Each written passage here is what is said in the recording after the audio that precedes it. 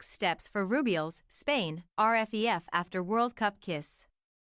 Luis Rubiales is fighting to remain the president of the Royal Spanish Football Federation RFEF despite increasing pressure to resign from various sporting bodies and the government following his behaviour after the Women's World Cup final earlier this month.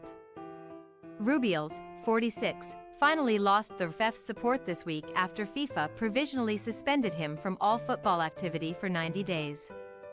That left a committee of the federation's regional presidents in charge. And on Monday, they called for him to quit. Criminal proceedings are also underway after his unsolicited kiss of Spain national team star Jenni Hermoso. Rubiales says there was consent, but Hermoso refutes that claim and says she felt the victim of assault. Rubiales has also been condemned for other actions during the celebrations after Spain beat England in Sydney, including grabbing his crotch, kissing other players and carrying another over his shoulder, but the incident with Hermoso is the subject of the legal case. Rubiales' 5 years in the top job at the RFEF have been marked by controversial incidents and allegations against him. From sacking the coach of the men's national team, Julen Lopetegui, after 1 month in the role through to a high-profile dispute with the women's team last September, with proceedings now open on various fronts into his conduct. ESPN looks at what could happen next, as well as the possible repercussions for Rubiales. Could Rubiales go to jail? It's worth bearing in mind that there are 2 parallel processes going on here. While disciplinary proceedings against Rubiales are underway in a sporting sense both internationally via FIFA, and with the Spanish government's attempt to have Rubiales removed, there is also the possibility of a criminal case and a subsequent criminal penalty. Spanish prosecutors announced on Monday that they had begun a preliminary investigation into Rubiales' conduct and would be offering Hermoso the opportunity to file a complaint against him. The player has 2 weeks to decide whether to participate. Prosecutors will point to Hermoso's statement last week, in which she denied that Rubiales' kiss was consensual and said she felt vulnerable and the victim of an assault. That suggests a potential offense of sexual assault if Hermoso decides to press charges. The behavior of Rubiales could be deemed as sexual harassment on the basis of current Spanish legislation. Lawyer Ignacio Alvarez Serrano, an associate at Gomez Acebo Pombo Abogados, told ESPN.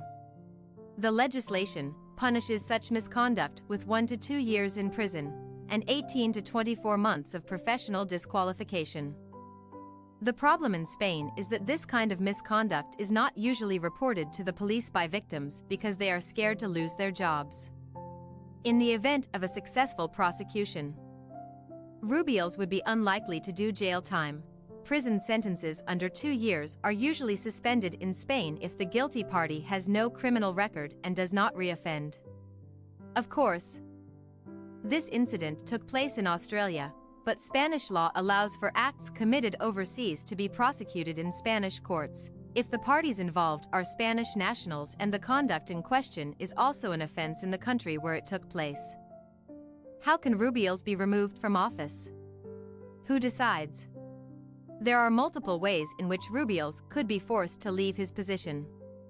Excluding his resignation, the quickest would be via a vote of no confidence presented to the RFEF's General Assembly, the same body that applauded Rubiales' dramatic non-resignation on Friday.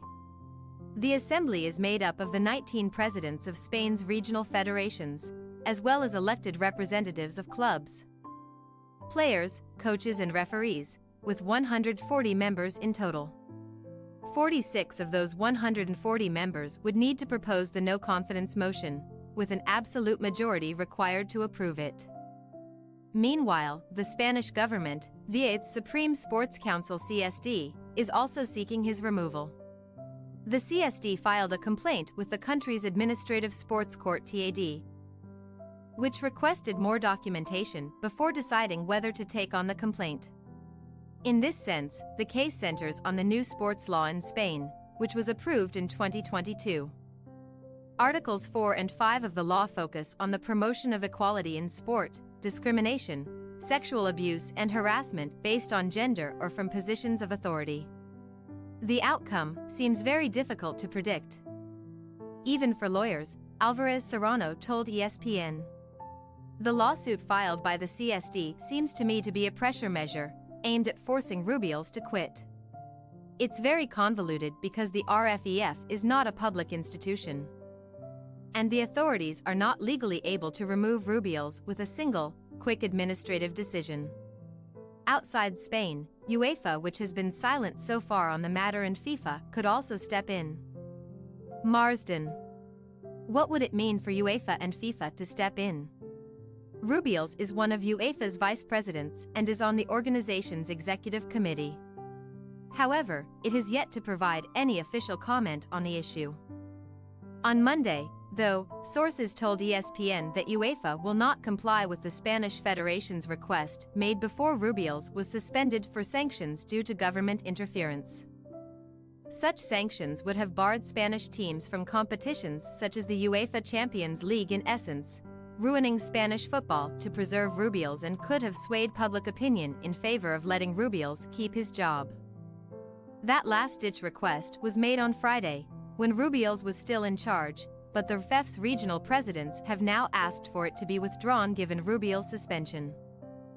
Sources add that UEFA is leaving the disciplinary process in the hands of FIFA because Rubiales' actions took place at a FIFA event. FIFA launched disciplinary proceedings against Rubiales on Thursday. On Saturday, it provisionally suspended him from all football and ordered him to avoid contacting Hermoso for 90 days while the investigation is carried out. Reports suggest it could ban him for up to 15 years, which is the maximum possible time per FIFA's statutes. What about the opposition from players, and where does coach Jorge Vilda stand in all this? Spain's World Cup winning squad have been unanimous in their support for Hermoso and their insistence on change at the RFEF. All 23 members of the squad co-signed a statement on Friday, joined by 58 other current and former players, saying they would not return to play for the national team again if current management continues. That came after the infamous letter sent to the RFEF last year, when 15 players made themselves unavailable while coach Jorge Vilda remained in charge. From there, 12 of them missed the World Cup, with 7 maintaining their refusal to be selected. The latest players' boycott brings a sense of urgency to proceedings, because Spain have 2 important fixtures coming up next month: UEFA Nations League matches against Sweden in Gothenburg on September 22 and Switzerland in Cordoba on September 26. These games matter because the Nations League dictates which teams qualify for the 2024 Olympic Games in Paris. UEFA's 3 slots go to France as hosts and the 2 Nations League finalists. The identity of Spain's coach for those matches is also open to question. Vilda, as well as his men's counterpart, Luis de la Fuente, has been criticized for applauding Rubiales' "I'm not going to resign" speech on Friday. That speech also contained a surprise offer of a new 4-year contract for Vilda, earning €500,000 a year. But 11 members of Vilda's coaching staff resigned in protest at Rubiales' actions. And Vilda himself has since put out a statement distancing himself from his now suspended boss.